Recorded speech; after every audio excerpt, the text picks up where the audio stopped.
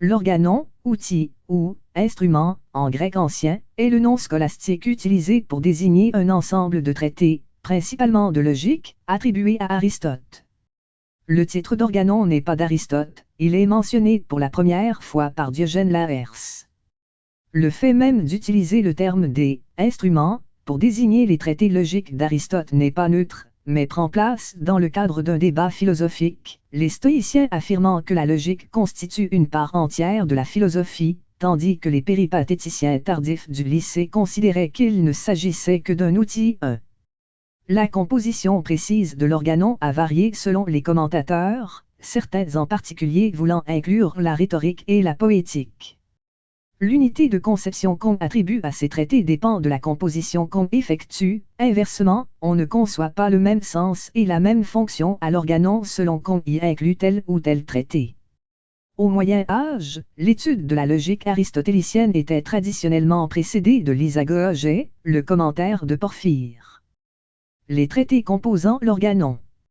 Aristote y expose de manière systématique les formes de la pensée et de la démonstration comme conditions de la science.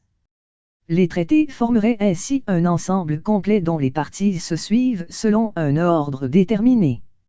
En fait, ce sont davantage les commentateurs eux-mêmes qui ont créé cette apparente systématicité. Ainsi, c'est Boès qui place les catégories en premier, ce qui lui permet de constituer une unité organique, qui demeure contestable. Note 1. Selon une catégorisation utilisée, l'organon comprend et se classe de la façon suivante. 2. Catégorie, une analyse des éléments les plus simples des propositions. De l'interprétation, étude de la proposition et introduction en philosophie du carré logique. Premier analytique, qui expose les règles et les formes du syllogisme en général. Second analytique, qui expose la théorie du syllogisme scientifique, ou démonstration proprement dite, reposant sur des prémices immédiatement vraies. Topique, qui expose les lieux de la dialectique. Réfutation sophistique, qui expose les principaux sophismes et les moyens de les réfuter. On y joint parfois la rhétorique et la poétique. Note 2. Chronologie de l'organon. Cette présentation systématique ne signifie pas que ces œuvres furent rédigées dans cet ordre. En effet, on trouve plusieurs renvois qui montrent que l'ordre logique, du moins celui qui nous a été légué par Théophraste, selon sa conception logique des traités aristotéliciens, n'est pas l'ordre chronologique. Les analytiques sont ainsi cités dans le chapitre 10 du traité de l'interprétation, et au livre I1 des analytiques, il est question des topiques. Mais ceci tout aussi bien peut s'expliquer par une réécriture des œuvres au cours de la vie d'Aristote. Est-ce Aristote qui disposa ces livres selon l'ordre que nous leur connaissons aujourd'hui? Les propos d'Aristote semblent bien montrer que celui-ci avait une idée précise de l'ordre de sa logique. Pour lui, en effet, les démonstrations doivent être fondées sur certains éléments ou principes, et les catégories, ensuite, les raisonnements sont de trois sortes. 3. Le syllogisme logique. Le syllogisme dialectique. Le syllogisme sophistique. Aristote déclare clairement que les analytiques sont consacrés au syllogisme, et que les topiques enseignent l'art de la conjecture et de la discussion. Dans la métaphysique, Aristote distingue de même manière l'étude et la recherche philosophique qui portent sur la vérité, la dialectique qui porte sur le probable, endoxon, et la sophistique, qui ne donne qu'une apparence de réalité. 4. Toutefois, Aristote précise aussi clairement que l'étude de la dialectique et de la rhétorique est utile à la philosophie et aux sciences, en ce que l'étude de l'endoxon est un préalable à l'étude scientifique. Note 3 au second analytique. Note 4. Logique aristotélicienne.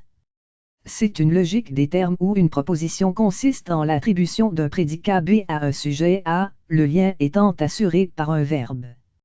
La proposition peut être B appartient à A, ou B est affirmé de A, ou B est prédiqué de A. Selon lui, il y a 10 manières de prédiquer qui sont autant de catégories.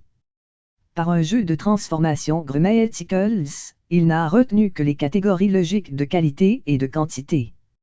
Au Moyen Âge, la formulation scolastique devient S, uget, et P, rédicat, avec la copule, et, montrant le lien moral. 6. Notes et références. Notes. confère l'introduction de Richard Bodé et US aux catégories, qui qualifie ce geste de Boès de « coup de force philosophique ». C'est le cas du philosophe persan Nalin Frère B. Il intègre la rhétorique et la poétique à l'organon, considérant qu'elles sont également des produits de la pensée logique in Philosophie à Bagdad au Xe siècle, présentation par Ali Ben Maklouf, p. 12. Confère introduction de Pierre Pellegrin. Aristote, que notre traité soit utile enfin aux connaissances de caractère philosophique, cela s'explique du fait que, lorsque nous serons capables de développer une aporie en argumentant dans l'un et l'autre sens, nous serons mieux à même de discerner, en chaque matière, le vrai et le faux. Mais on peut encore en attendre un service de plus, qui intéresse les notions premières de la science.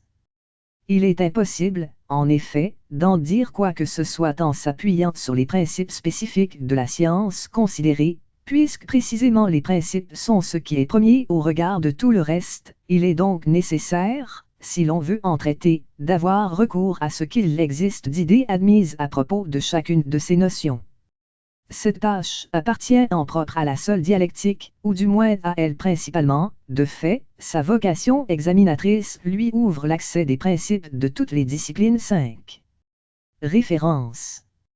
Robin Smith, Aristoteles Logic Archive, Stanford Encyclopedia of Philosophy, 18 mars 2000, revue et corrigée le 23 mars 2011. François Trémolière, Organon, Aristote, une science du pensée, archive, sur Encyclopædia Universalis, consulté le 26 mars 2015. Topic I1. Métaphysique, 5, 2. GF, 2005, qui cite Rhétorique I1, 1355b14 et Topic I2. In Georges Barthélemy et Jean-Pierre Belnat, Histoire des sciences, logique, ellipse, 2009, p. 596. Article connexe. Logique. Métaphysique. Sophiste. Syllogisme.